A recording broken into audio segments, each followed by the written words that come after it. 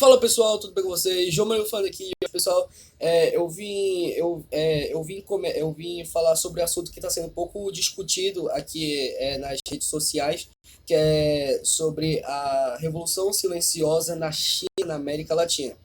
Eu ia trazer outro assunto que é a economia e os acordos nacionais que o Brasil tem com o mundo.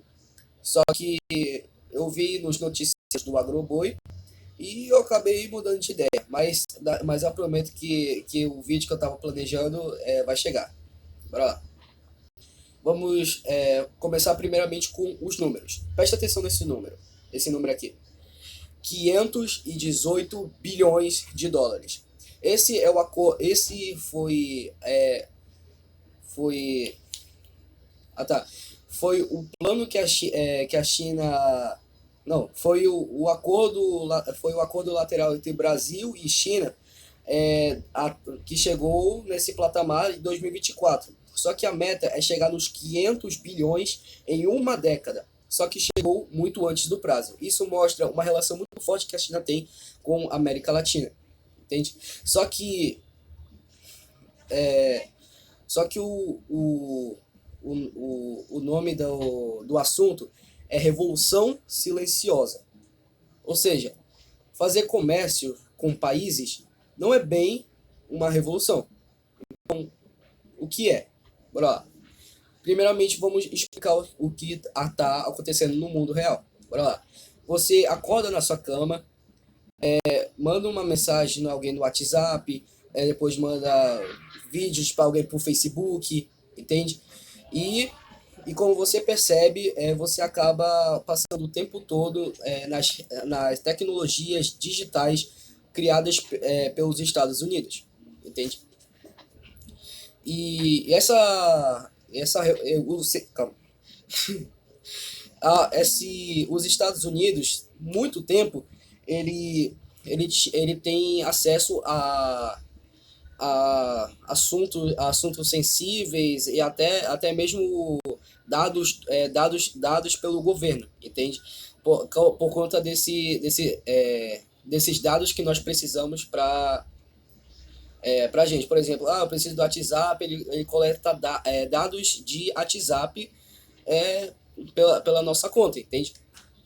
E até o governo antigamente se comunicava através do WhatsApp. Se a gente voltasse lá para 2013, dava para ver que os Estados Unidos estavam espionando através dos nossos dados digitais, ou seja, YouTube, Instagram, TikTok, entende? Estava espionando as nossas empresas digitais. E não era só as empresas, era e também eram nossos líderes políticos. Os Estados Unidos sempre teve acesso a dados sensíveis pelo governo.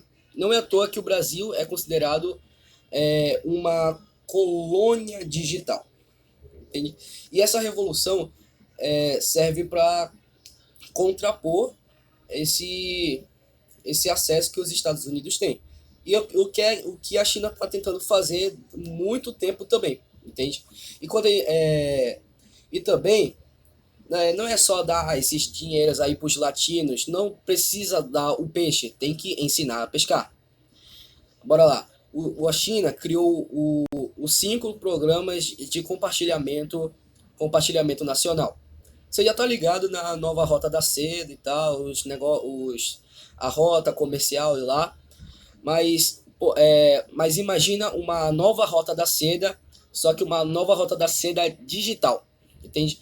São nossos desenvolvimentos na nossa capacidade de 5G, as nossas capacidades de indústrias, entende? Então, nossas tecnologias digitais, quando a gente fala tecnologias digitais, a gente lembra do Pix. O Pix não foi uma invenção chinesa e nem americana, foi 100% Brasil. E o Pix faz que os Estados Unidos não tenha lucro nas operadoras de cartões e também não tenha acesso aos nossos dados como antigamente, entende? Então, quando o Donald Trump foi falar que o Pix era uma atividade desleal, ele queria realmente dizer, não quero perder a minha colôniazinha digital, entende? Agora, vamos, agora a China, ela tá fazendo um monte de coisa, tá colocando trem, tá colocando um monte de coisa aqui no Brasil.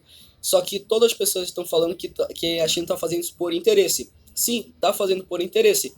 Mas o jeito que ela consegue isso não tá como a gente vê hoje em dia, certo? Eu vou explicar pra vocês daqui um outro vídeo. Ah, tá. Daqui um outro vídeo sobre soft power e hard power. Mais um rápido resumo. Soft power é a sua capacidade de persuadir a sua cultura, a sua forma de expandir a sua influência pela cultura. No caso, o Capitão América, os filmes de Hollywood lá dos Estados Unidos, entende? Já o, já o hard power é a sua capacidade de persuadir a sua violência bruta, entende? Igual aquela dinastia lá do Roosevelt. Vamos negociar com o país com canhão apontado na cara, entende? Aí, só que isso não é afetado pelo hard power chinês. O que mais é para nós são o soft power chinês. Bora lá. A China, ela precisa de novos mercados, muitos mercados, toda hora ela precisa de mercado diferente, e o Brasil precisa de novos aliados para fazer comércios, lados bilaterais, trilaterais, entende? Então, isso é meio que um acordo de ganha-ganha, entende? Ela precisa de novos mercados, o Brasil dá, e o Brasil exporta para a China, e a China importa para o Brasil, entende? E o que ela consegue no final do dia? Aliados.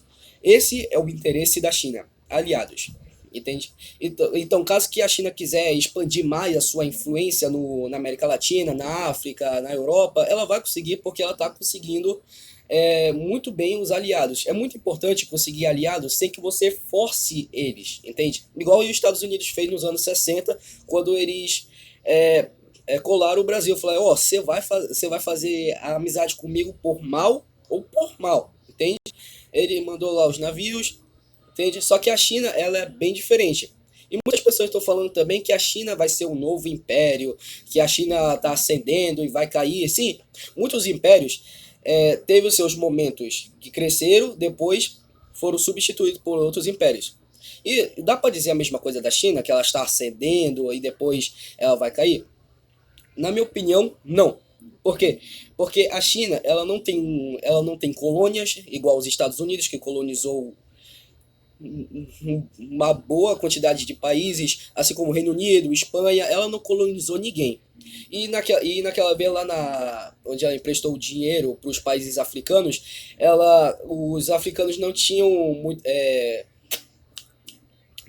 como pagar a China e ela perdoou as dívidas, entende? Então, ela é diferente dos outros impérios. Ela não é imperialista, porque ela não é um império, entende? Só que eu não estou falando que a China vai levar o mundo com um par de rosas. Não, mas ela está surgindo como opção, entende? Mas é isso, galera. Esse foi o vídeo. Espero que vocês tenham gostado. Se gostou aí, deixa o like aí, se inscreve no canal. E é isso. Falou. Eu vou trazer o próximo vídeo.